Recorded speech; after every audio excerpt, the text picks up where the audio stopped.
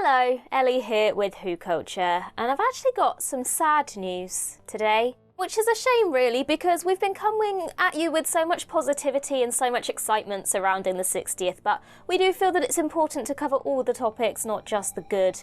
And also we want to know what your thoughts are on this situation, so make sure that you are letting us know in the comments down below.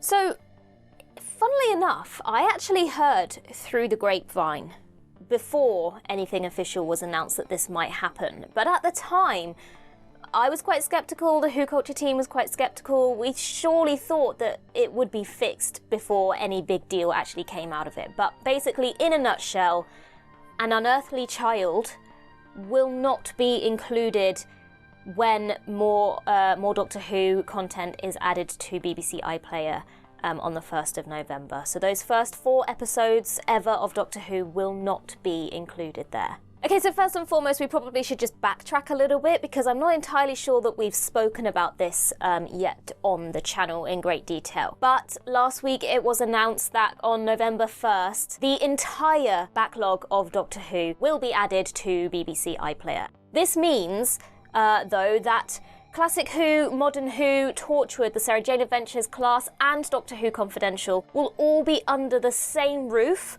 for the first time ever. Now, this is actually a really big deal. I've mentioned this before in previous videos.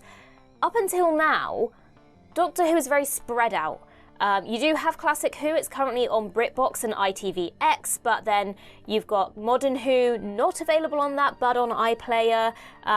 Doctor Who Confidential is no longer available anywhere apart from physical copies of that. So it is a big step for it all to be in one place, and that is very, very exciting. But, of course, everybody assumes that that means that every available episode of Doctor Who would be on there. I say available because there are lost episodes and obviously they're not going to be on there. But then we started to hear some rumours and see some ripples occurring that suggested that An Unearthly Child would not be included in that back catalogue, which obviously is slightly concerning. So before the official announcement was made this morning, as I said, I had heard through the grapevine that this might be the case. And there were also some tweets made by the son of the writer of those original episodes, which was very suggestive that he was not on board with this new deal. He said, "A while back I cancelled the BBC's licence to show or use in any way my late father's 4 first ever Doctor Who episodes comprising The Tribe of Gum." I will just quickly say, The Tribe of Gum and An Unearthly Child are the same thing, it's just like an alternate title for the same story. So don't get confused by that, The Tribe of Gum is An Unearthly Child, the 4 episodes that comprise that story. Now they offer me a pittance to relicense them. I sent them my counteroffer instead. Let's see how much they want them. He also did say that he wasn't doing this for the money and his quarrel was with the BBC, not the fans. I mean, at the time that these tweets were being made, there was still uncertainty as to how much power the son of a writer of these episodes had.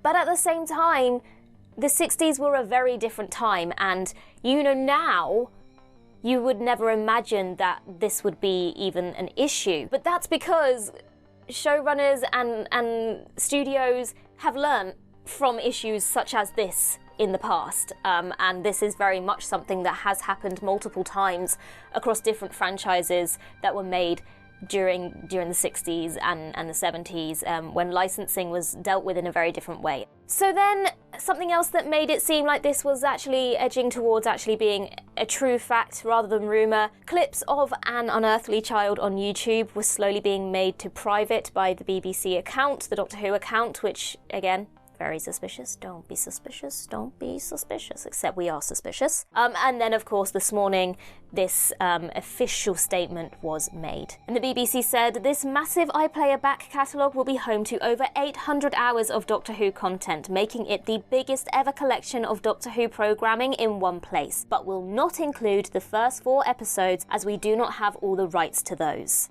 So this means that it won't be on iPlayer. Now, currently, it is still available on BritBox and ITVX. I think, are they combined now? Is that like a weird hybrid? Like they are 2 separate things, but they're also together? I don't know. But it is available on those currently. And obviously physical copies If you have that, then lucky you. Suddenly you now own a very rare thing.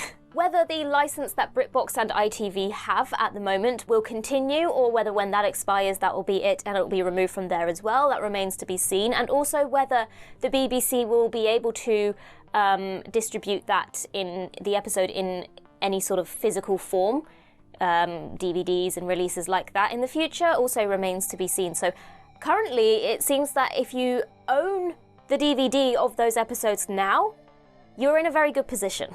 This is actually a very sad thing. I mean, those episodes are what made Doctor Who the success that it is. Without those first episodes, we would not be where we are today, a month away from celebrating the 60th anniversary of the show. And yes, okay, so maybe it hasn't aged massively well, but that could be the case for anything that you watch that was made in a different time to now. That is the nature of progression in television, in storytelling, in budgets, in anything like that. I will say that because of all these rumours that were surrounding whether An Unearthly Child was going to disappear or not, I actually did watch it over the weekend. Please don't come for me with your pitchforks. I haven't made it a secret that I haven't seen much of the classic era of the show. I'm very much a child of the 2005 revival. I have seen plenty of clips of An Unearthly Child, but I don't think I've ever sat down and purposely watched those 4 episodes with my undivided attention. And suddenly the threat of it disappearing made me think I should probably do that before I am not able to do so. So I did watch those episodes over the weekend. And I mean, here's the thing.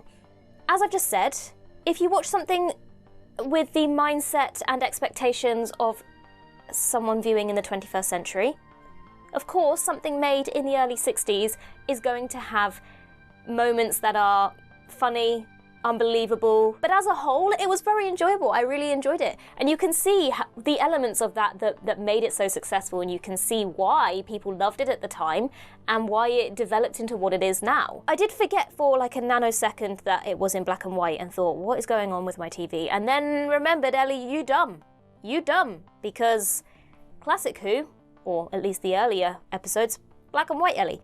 I digress. I enjoyed it. It's very sad that there is the possibility that people won't be able to see them. People were kind of stressing that these are going to become lost episodes. Let's not jump the gun. That's not actually the case at the moment. Let's not panic yet. Having said that, in terms of the iPlayer situation, judging by Twitter and the attitude of this son, it doesn't look like there's going to be any sort of deal made here. He also went on to say, "Since my inheritance of Tony's IPs in August of 2013, I have repeatedly given the BBC opportunity to deal fairly, which they have consistently declined to do. As matters stand, they will never again have the right to distribute Tony's episodes. They have only themselves to blame." And then he went on to say that he bequeathed all my father's Doctor Who-related copyrights to an enemy of the BBC in the event of his death. What this does mean, though, in terms of iPlayer, is that the very first episodes of Doctor Who that will be available will be the Daleks. That's not necessarily a bad thing. I mean, that is a brilliant story, and it also introduces arguably the most famous villains in Doctor Who's history. So there could be worse stories to start it off, but it does mean that we miss out on some of those iconic moments that come with the introduction of a new Doctor. I mean, obviously this is the very, very first introduction of the Doctor, of the TARDIS, of the characters. We've got some very iconic moments that we will then miss out on.